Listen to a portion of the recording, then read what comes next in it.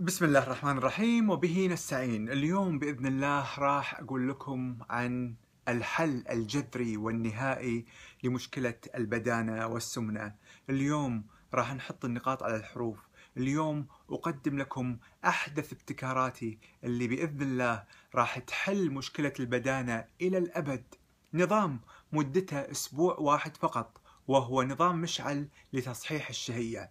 هذا النظام مؤلف من شغلتين بسيطتين جدا. عند الصباح وعلى الريق ناخذ ملعقة من العسل، إذن ملعقة كبيرة من العسل، ونتبعها بقلاصين ماء إلى 3، من كأسين إلى 3 كؤوس من الماء البارد أو الفاتر. وجبة الغداء ووجبة العشاء تكون عبارة عن صنف واحد فقط نعتمده على مدار الأسبوع. هذا الصنف وهو الحمص. أكيد طبعا كلكم تعرفون الحمص الجاف فقط، ويطلق عليه في بلاد كثيرة تسميات مختلفة: حمص الشام، البليلة، احنا نقول النخي، في تسميات كثيرة للحمص. هذا الحمص يا جماعة الخير سبحان الله قدرته عجيبة عجيبة عجيبة على كبح الشهية وترويض الشهية وتصحيح الشهية. ناكل منه مقدار ملة أو بادية أو سلطانية خلال وجبة الغداء، وأيضا واحدة أخرى في وجبة العشاء، وعند الشعور بالجوع أيضا نرجع ناكله. يعني فقط يومنا يكون على العسل صباحا والحمص في فترة الغداء والعشاء. وطبعا في نوعيات مختلفة، في منه الحمص المجروش وغيره الكثير. المهم انه يكون هذا الحمص الجاف، حمص الشام اللي قلنا لكم عنه. وهذا الحمص لابد انه يكون خفيف الملح او بدون ملح، افضل طبعا للحصول على نتيجة ممتازة خلال أسبوع من خلال هذا النظام الذي سيغير حياتكم بطريقة مختلفة جدا. شنو اللي راح يصير خلال هالأسبوع؟ بعد ما ينتهي هذا الأسبوع مع نظام مشعل لتصحيح الشهية من خلال تناول العسل صباحا بمقدار ملعقة، والغداء والعشاء بمقدار بادية أو ملة من الحمص، ستشعرون بنشاط شديد جدا، ولا راح تشعرون بالجوع، ولا راح تشعرون بأي نوع من شيء ناقصكم. راح تحسون بحيوية ونشاط ولا كأنكم في نظام غذائي. طبعا بعد هذا الأسبوع راح نرجع لأكلنا الطبيعي. المفاجأة اللي راح تشوفونها، وأقسم لكم أقسم بالله من خلال تجربتي الشخصية، ما راح تقدرون تاكلون اكلكم. راح ترجعون مره ثانيه لوجبه الافطار او الغداء او العشاء، راح تاكلون لقمتين ثلاثه بس، خلاص تحسون ان المعده انكمشت. خلاص اصبحت لديكم معده جديده صغيره، معده طفل. هذه المعده الجديده معده طفل صغير، خلونا نقول تو ينمو، يكتفي بمقدار معين من الطعام، والحمد لله. هذا الشيء اللي راح يخليكم مع الايام تنزلون في أوزانكم بشكل طبيعي وبدون اتباع أي نظام صارم أو صعب في خفض الوزن. إذن فهمنا الطريقة، وهي مدة أسبوع فقط.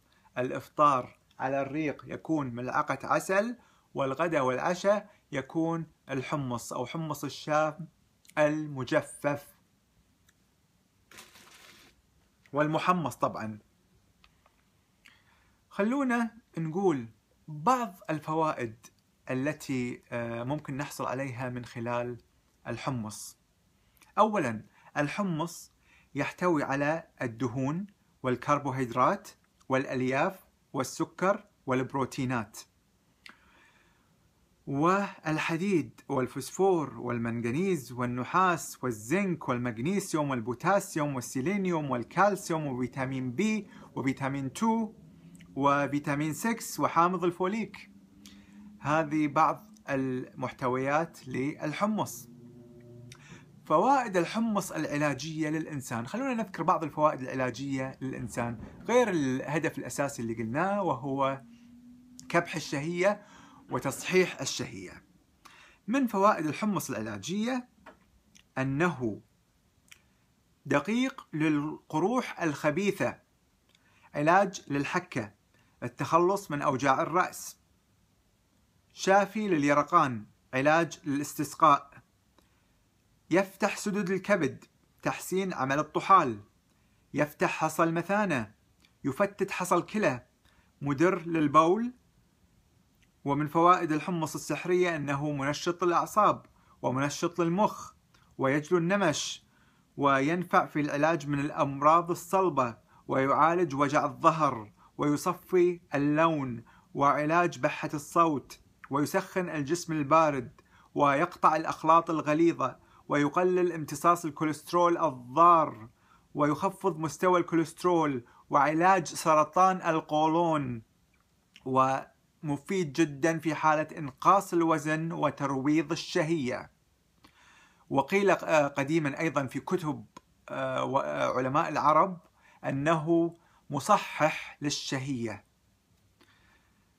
ويقلل امتصاص الكوليسترول الضار مثل ما قلنا، وعلاج لسرطان القولون وإنقاص الوزن وترويض الشهية، ويعطي إحساسا بالامتلاء والشبع، ومقوي للرغبة الجنسية، ومزيد للمني، وعلاج الإمساك، ويذهب صفرة الوجه ويحمر لونه، وطارد للديدان، وتنظيم حركة الأمعاء، والحفاظ على الجهاز الهضمي، وبناء العضلات. وأيضا من فوائد الحمص أنه فعال في بناء الأنسجة السليمة. ذكرنا لكم بعض فوائد الحمص. جربوا هذا النظام لمدة أسبوع واحد فقط، وراح تلمسون الفرق. في الأسبوع الثاني بداية حياة جديدة لكم، مع معدة جديدة، معدة صغيرة تأكل مثل ما يأكل أي شخص عادي رشيق. راح تشوفون الفرق، وراح تنزل أوزانكم بشكل طبيعي وتدريجي. ولا تنسوني من دعائكم على هذا الابتكار اللي أعتبره أهم ابتكار وإنجاز بالنسبة لي على صعيد التغذية حتى الآن. وأتمنى لكم التوفيق، وأكيد راح أفرح مثل آلاف النتائج اللي فرحتوني فيها خلال هذه السنوات مع رجيمات مشعل المختلفة التي تعتمد على فصل المغذيات. أكيد راح يكون هذا الإنجاز بإذن الله نجاحته أكبر، لأن علاج نهائي بإذن الله. والله يوفقكم، وادعوا لنا دائما، وحتى ألتقيكم لكم مني كل إعزازي وتقديري.